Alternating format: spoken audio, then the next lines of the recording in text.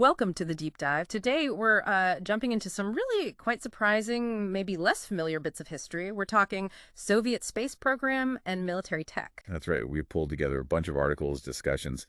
The goal is really to look at some insights that, might challenge how you think about that whole era. Definitely. Sources range from weird space program secrets to military kit, even a Soviet cruise missile. So a pretty wide view. Yeah, and some of it was really kept quiet, deliberately so. Should be interesting. Absolutely. The unusual and secret stuff is what really grabbed me. So let's start with space, shall we? Some Soviet space program oddities. Good place to start. How about Valentina Tereshkova? First woman in space, 1963. It's kind of strange how little attention she sometimes gets in the West, It really is. I mean, 1963, that's almost 2 decades before the first American woman flew. You gotta ask why. And her background, too. Textile worker, amateur skydiver, not exactly your typical pilot profile back then. And she did 48 orbits. That's a lot. It is. Thinking about why she's less known. Well, Cold War, obviously. Right. Information control was a big deal. Right. The Soviets were very selective about what they shared. Plus, maybe the focus on Gagarin being the first man just overshadowed everything that came right after. That makes sense. And she never flew again, did she? Which, might point to some internal politics, maybe even gender bias within the program itself. It's hard to say for sure. Okay, shifting slightly but sticking with space hardware. The Soyuz spacecraft. That thing is ancient, relatively speaking. Ancient, but incredibly effective. The basic design goes all the way back to the 1960s under Sergei Korolev. And it's still used today. That's wild. It really speaks to their engineering philosophy, doesn't it? Reliability through small, incremental upgrades. Yeah, instead of throwing everything out and starting over, they just kept refining what worked. Build on a solid foundation. Exactly. It's a very pragmatic approach. Yeah. Different from maybe the constant push for a brand new design sometimes seen elsewhere. A different mindset. Now, speaking of big, ambitious projects, the Buran, the Soviet shuttle. Ah, yes. The Snowstorm. It actually flew, One unmanned mission in 1988. And it was pretty advanced, right? Especially the autonomous flight stuff. Very advanced. Some say it even had capabilities NASA's shuttle didn't, particularly in automation. So what happened? Why just one flight? Well, think about the timing.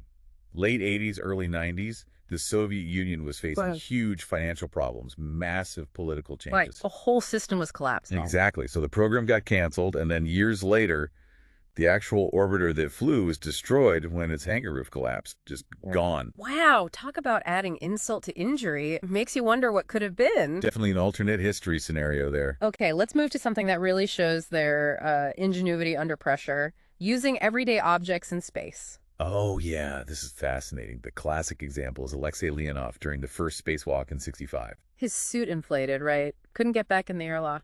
That's the one. He had to manually bleed pressure out of the suit. Super risky, but it worked. Talk about thinking on your feet. Or floating, I guess. But it wasn't just emergencies, was it? Our sources mentioned things like regular wristwatches, kitchen timers. Yeah, even camera lenses repurposed for other tasks. Yeah. It really points to, making do with what you had. Maybe budget limits, maybe just clever engineering. Resourcefulness born from necessity. That kind of thinking also seemed to apply to their international space efforts, the Intercosmos program. Right. Initially, that was about joint satellite launches, mostly with other socialist countries. Scientific research, space physics, meteorology, that kind of thing. And it wasn't just the Soviets doing all the work. No, that's key. The partner countries actually developed the experiments, the instruments. The USSR basically provided the ride to orbit and the operational support. So Cosmos 261 was like a test run. And then Intercosmos 1 actually made some useful discoveries about the sun and the upper atmosphere. But then the program shifted, didn't it, towards putting people up? It did. That seems to have been partly a response to the U.S. launching the space shuttle and the European Space Lab. Ah, so a bit of political one-upmanship? Keeping allies involved? Probably a fair bit of that, yeah. Projecting unity, showing off their capabilities. They started selecting cosmonauts from Warsaw Pact nations. Like Vladimir Remek from Czechoslovakia, the first non-Soviet, non-American in space. Exactly. And there are some funny stories from that time, like a supposed Polish joke about why the Czechs went up first. Okay. And the East German cosmonaut Sigmund Jähn, his photography apparently uncovered discrepancies in cotton harvest down in Uzbekistan, led to something called the cotton case. Huh. Politics and science bumping into each other again. Always. But despite the politics, Intercosmos did foster real international scientific work. It ended when the bloc dissolved, but it's still an interesting example of cooperation during the Cold War. Okay, one last space oddity before we move on. This sounds nuts. They secretly put a cannon on a space station in 1974. Part of the Almaz military space station With program. a cannon in space. Why? Defense. Remember the context, peak Cold War, intense space race. They were genuinely worried about potential hostile actions against their stations, maybe even inspection or capture by U.S. astronauts or spacecraft. So they armed it, like actually fired it. Sources suggest, yes, a test firing of a cannon derived from an aircraft weapon was conducted from an unmanned Almaz station. It's not something you typically read in space history books. That's wild. Okay, so from cannons in space, let's come back down to Earth and look at some of the more unconventional Soviet military kit and tactics. Ground level stuff. Where do we start? How about that cannon again? The Reiter R-23 autocannon? Right, that 23mm piece. And yeah, likely the same type adapted for the Almaz stations. It was also used as a tail gun on the 295 Bear bomber. Show some standardization, maybe? Interesting. Then there's this handgun, the Mushkin SA revolver, used a weird ammo type. Yeah, 9x18mm, but a specific Soviet version. The key thing. It was deliberately incompatible with NATO 9mm rounds. So if captured, the enemy couldn't use captured Soviet ammo in their own guns. That seems to be the logic. Pretty clever. It's a bit paranoid. Logistical warfare. Okay, this next one sounds like science fiction. The Tesla pistol. Yeah, apparently rediscovered in archives. Based on an earlier lethal electrical weapon prototype from wartime. Lethal? Seems so, but the original had battery problems. This redesigned version was lower power, meant to incapacitate with an electric shock, not kill.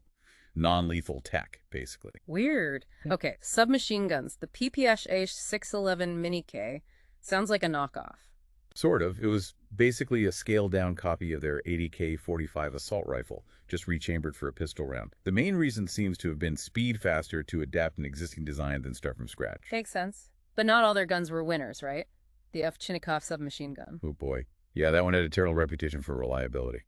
There's this famous American Intel report comparing its bolt mechanism to crushed soda pop cans. Ouch! So why was it used and exported so much? Cheap. Really cheap to make. Simple design. And apparently Stalin himself liked it.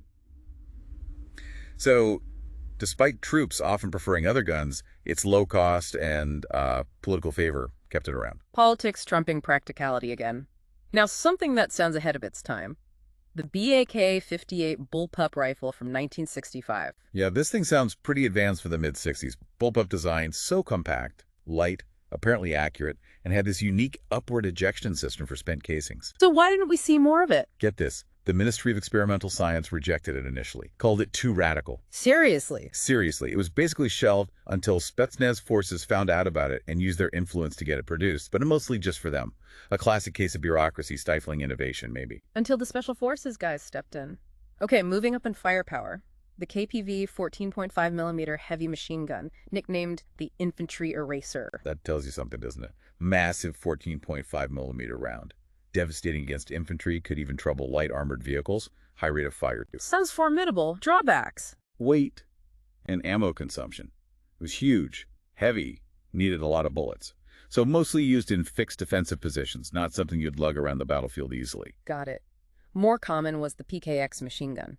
Says here it was everywhere, even on vehicles. Production numbers huge compared to the US M2 Browning. Yeah, the PK family was incredibly widespread. Reliable, versatile. Became the standard general-purpose machine gun. Clearly a core part of their squad and vehicle armament doctrine. Then the RDP light machine gun, 7.62mm, more portable. Right, designed for squad-level support fire, easier to move with, supposedly more reliable than the earlier Seychelles it replaced. Focused on sustained fire, maybe a slightly lower rate of fire to manage ammo. Seems likely. Interestingly, the Degtyaryov LMG, which filled a similar role, wasn't universally loved. Troops found it felt a bit, toy-like, apparently, and had noticeable recoil. Except airborne guards liked it because it was lighter. Trade-offs everywhere. Okay, close quarters, the KN-21 semi-auto shotgun. Sounds brutal. Yeah, specialized tool. High volume of fire from its 12-round tube mag, but apparently quite inaccurate beyond spitting distance. Heavy recoil, too. Blowback operated. Who used it? Grenadiers, reportedly. And there was even a sawn-off version favored by Spetsnaz for CQB. Definitely a room clear. Okay, anti-tank. the RPG-L7 grenade launcher, an improvement on the older RPG-L6. Yeah, the main goal was tackling newer tank armor. The RPG-L6 struggled. The 9-7 used a warhead designed to hit the top armor where it's usually thinner. Clever. Any other improvements? Faster reloading, apparently, and less backblast, which is always good for the person firing. For something really basic, the ZDS-10, basically a Molotov cocktail. Pretty much. Yeah.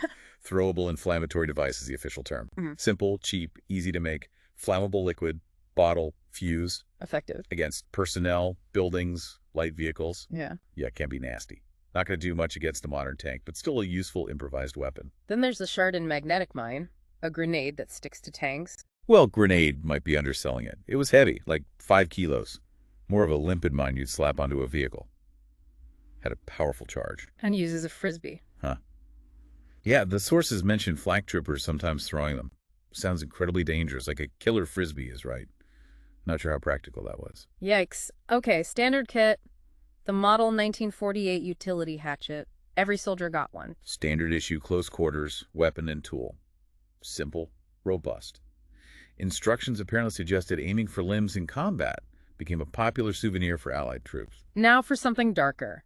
The RKS-2 chemical sprayer started as a flamethrower. That was the initial idea. But they had trouble sourcing standard flamethrower fuel, apparently, so they switched. Switched to what? A corrosive liquid agent derived from something called desolator defoliant. Nasty stuff. Why use that? The key advantage, supposedly, was that it evaporated quickly after contact. Could neutralize enemy infantry without leaving long-lasting contamination, so Soviet troops could advance through the area faster than after using, say, persistent nerve agents. And they disguised it. Yep. Made it look like a standard 80K-45 rifle. Yeah. The chemical tanks hidden in a backpack. Pretty insidious. Definitely unsettling. And another experimental weapon, the EX-07 cyclotron rifle, their answer to particle beams. Sort of, but a different approach. Instead of tiny particles at light speed, this fired a larger projectile, but slower. It was coated in magnesium. Magnesium. Incendiary effect. It would ignite on impact. Not great against tanks, but apparently effective against buildings and infantry. It was just a prototype, though, limited issue to elite units. Okay, let's shift to what soldiers actually wore. The K-63 combat uniform. Standard enlisted gear. Pretty functional. Shirt, undershirt, trousers with suspenders, tie, which could double as a tourniquet. Smart. And the wedge hat. Sapogi boots, which were apparently quite good. Yeah, the boots get praised for comfort and durability. Interestingly, not many unit patches or insignia. Status shown more through medals. Then the big red army overcoat. Standard for conscripts. Yeah, heavy, warm kit. Often passed down when someone got promoted. Basic, no frills, but thick material. And apparently some plasticized layers gave a tiny bit of protection against shrapnel, or maybe spent rounds. Better than nothing, I guess. And after basic service, the K-63A field jacket. Right. More pockets, belt loops for gear, designed to be worn with body armor underneath. Okay, food. Rations, vacuum MREs, trying to match other armies. That seems to be the idea. Specialized rations. The vacuum packing worked for preservation. Yeah. But apparently made everything taste incredibly bland.